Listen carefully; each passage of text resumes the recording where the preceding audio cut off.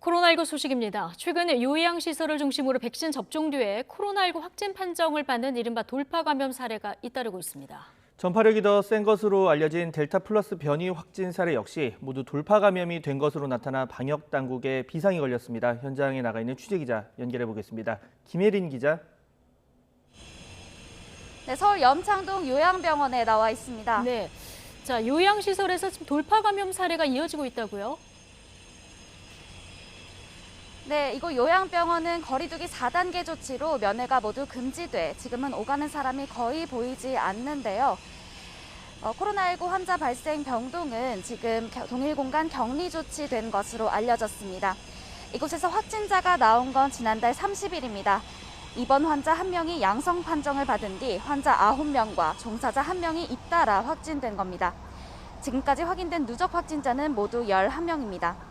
이 가운데 6명은 백신 2차 접종을 마쳤고 1명은 1차 접종까지 받은 것으로 드러났는데요. 백신 접종자 모두 항체 형성 기간인 14일이 지난 뒤 양성 판정을 받았습니다. 서울 관악구 요양시설에서도 돌파 감염이 일어났습니다. 지난달 27일 종사자가 첫 확진 판정을 받은 뒤 다른 종사자 2명과 입소자 7명을 포함해 모두 9명이 추가 감염된 겁니다. 입소자 가운데 5명은 백신 접종을 완료한 상태였습니다. 경기 안산시 요양원에서도 지난 26일 직원 1명이 첫 양성 판정을 받은 뒤 지금까지 11명이 확진됐습니다.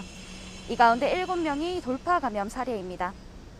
이처럼 백신 접종을 마친 뒤에 코로나19 양성 판정을 받는 돌파 감염 사례가 잇따르고 있는데요. 접종 뒤 14일이 지난 접종 완료자가 확진된 사례는 지난달 29일 기준 1,132명으로 집계됐습니다. 일주일 사이에 353명이 늘어난 건데요. 돌파 감염 사례는 얀센, 아스트라제네카, 화이자 순으로 많았고 아스트라제네카와 화이자 교차 접종이 가장 적었습니다. 돌파 감염으로 사망한 사례도 있었습니다.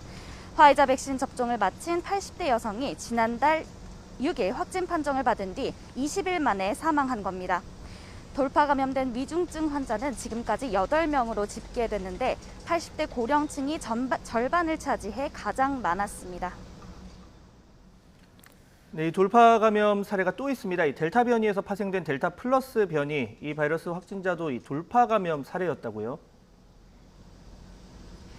네, 그렇습니다. 국내 델타 플러스 변이 바이러스 감염 사례는 모두 2명인데 2명 모두 아스트라제네카 백신을 2차까지 접종하고 14일이 지난 뒤 확진 판정을 받았습니다.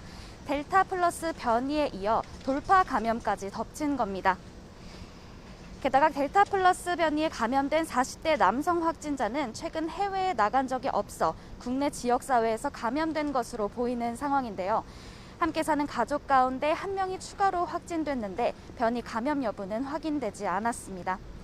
다른 1명은 미국에서 들어온 뒤 확진 판정을 받은 사례입니다.